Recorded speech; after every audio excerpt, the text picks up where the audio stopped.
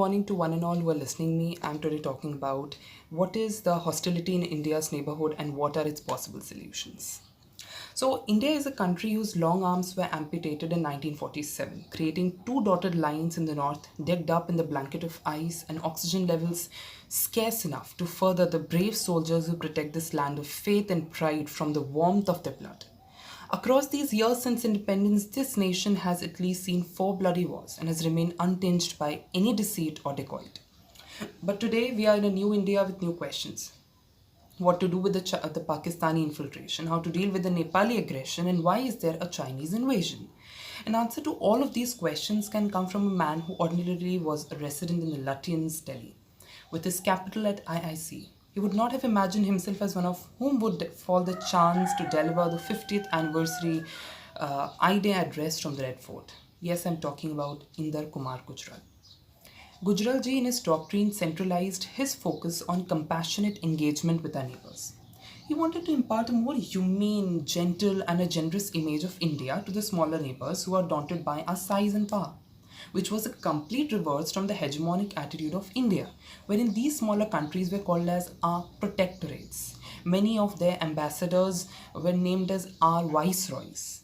It is this machoism which Gujaralji wanted to dial down and live as equals, because if some other power like China or US sways these small nations against us, it would be a big disaster.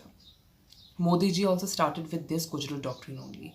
He gave a very cooperative signature by inviting all the SAARC leaders in his oath-taking ceremony. Very quickly, he traveled to Nepal and gave a thunderous speech in their constituent assembly. Sabarmati Ashram was a witness to a historic moment when the Chinese Prime Minister Xi Jinping sat with Modi ji for a cup of tea. The most memorable being when Mr. Modi landed in Lahore on the anniversary of then Prime Minister Nawaz Sharif. But let me touch on one neighbor and tell you where we went wrong and why the Modi adaptation of the Gujral doctrine actually went wrong. Remember how India had staged a 5-month blockade on Nepal in 2015 of a same country which was ravaged by a deadly earthquake?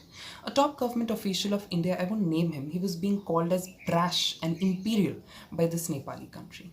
This shows that there's a huge gap between the Gujral doctrine of compassionate engagement and its actual implementation. And China quickly filled in this gap and started to sway all of our neighbors by the string of pearls strategy. So, the sway of China's money can be best described when Nepali Prime Minister Oli said nothing when their own agricultural ministry said that 36 hectares of their own land has been encroached by China. While he shed crocodile tears and nationalistic jingoism when India had built a road on the Indian side of the border. So imagine the sway of China's money. So I believe that because of the Gujarat doctrines having a gap, Chinese string of pearls and the economic might of dragon is responsible for the hostility in our neighborhood. There are three possible solutions. First is the Vajpayee and Modi doctrine. Starting from the unilateral muscular power of India, how Vajpayee ji started with the Pokhran 2 nuclear tests, the great victory at Kargil, and the historic missions of Mr. Modi. You say the Uri surgical strike, the space mission, strong alliance with the US, all of this. The second solution being Manmohan Singh ji's doctrine, in which he did a series of diplomatic, cultural, scientific cooperation, and there was cricket diplomacy, bus routes, visa eases. All of these things were done to establish peace between the countries. But what do you think would be my doctrine? My doctrine of peace, when I say India and China, there is a kind of a logic of deterrence between these countries, which was there between US and USSR during the years of Cold War, which meant is that these countries will never have a military confrontation against each other, because they all know that if they have that, it will be having disastrous consequences, which they will not be able to afford. But we cannot just rely on this logic of deterrence. We need to fight against China. And the best way to hurt China is by hurting its economy. Imagine after pandemic, several industries have come out of China. What if we bring all of these industries in our own country? Even this Atmanirbhar Bharat Abhiyan, which is launched by the Prime Minister, is a big initiative. If properly implemented, it can cause a dent and in their trade, it can cause trade deficit to the dragon. And once the economy is shook, they will stop funding our neighbors, and automatically we'll usher into an era of peace but based on economic aggression.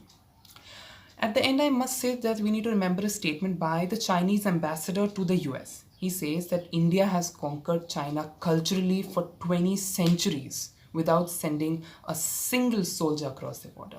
That's the might of India. Thank you.